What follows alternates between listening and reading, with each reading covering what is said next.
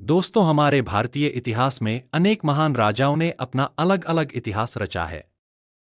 लेकिन आज हम बात करेंगे एक ऐसे सूरवीर राजा के बारे में जिन्होंने अपना साम्राज्य उत्तर में हिंदुकुश तक्षशिला की श्रेणियों से लेकर दक्षिण में गोदावरी नदी सुवर्णगिरी पहाड़ी के दक्षिण तथा मैसूर तक तथा पूर्व में बांग्लादेश पाटलिपुत्र से पश्चिम में अफगानिस्तान, ईरान, बलूचिस्तान तक पहुंच गया था। मौर्य साम्राज्य की सीमाएं आधुनिक भारत, पाकिस्तान, नेपाल, बांग्लादेश और अफगानिस्तान के हिस्सों तक फैली हुई थीं। हम जिस राजा की बात कर रहे हैं वह राजा है सम्राट अशोक। जी हाँ, जिनका जन्म 304 ईसा पूर्व में पाटलिपुत्र के पटना में हुआ था। उनके पिता का नाम सम्राट बिंदुसार और माता का नाम सुभद्रांगी था। सम्राट अशोक का पूरा नाम देवानामप्रिय अशोक था।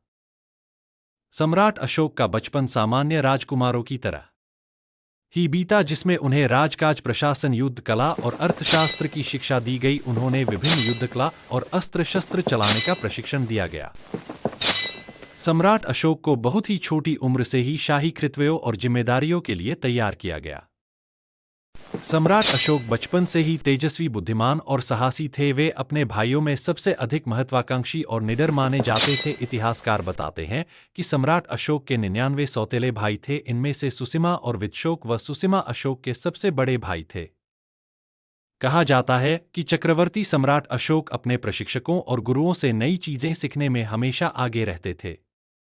सम्राट अशोक का अपने भाइयों के साथ प्रतिस्पर्धात्मक संबंध था। बिंदुसार के कई पुत्र थे और सभी भाइयों के बीच सत्ता और उत्तराधिकारी को लेकर संघर्ष होता रहता था। सम्राट अशोक ने अपनी योग्यता और साहस के बल पर अपने पिता का ध्यान आकर्षित किया और विभिन्न प्रशासनिक और सैन्य अभियानों में भाग लेना शुरू किया। सम्राट अशोक को उनके पिता बिंदुसार ने राज्य के विभिन्न हिस्सों में प्रशासनिक और सैन्य कार्यों के लिए भेजा। इससे उन्हें राज्य की जमीनी हकीकत और प्रशासनिक चुनौतियों को समझने का मौका मिला। इस दौरान सम्राट अशोक ने अपने सैन्य और प्रशासनिक कौशल को और अधिक निखारा।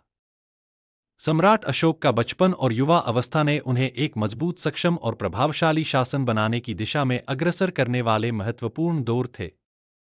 उनके जीवन की प्रारंभिक घटनाओं ने उनके भविष्य के शासन और नीतियों पर गहरा प्रभाव डाला।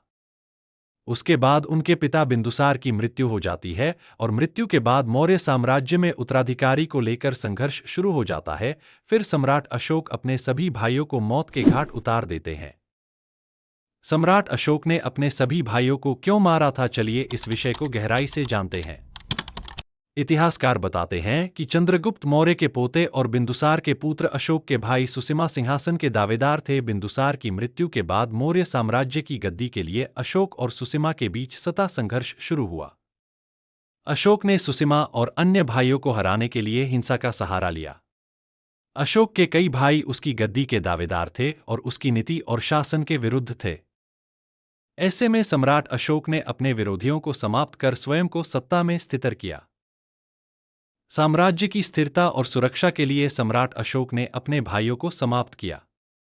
उस समय के राजनैतिक और प्रशासन ने यह आवश्यक समझा गया कि विरोधी गुटों को समाप्त कर दिया जाए ताकि शासन में कोई बाधा न आए।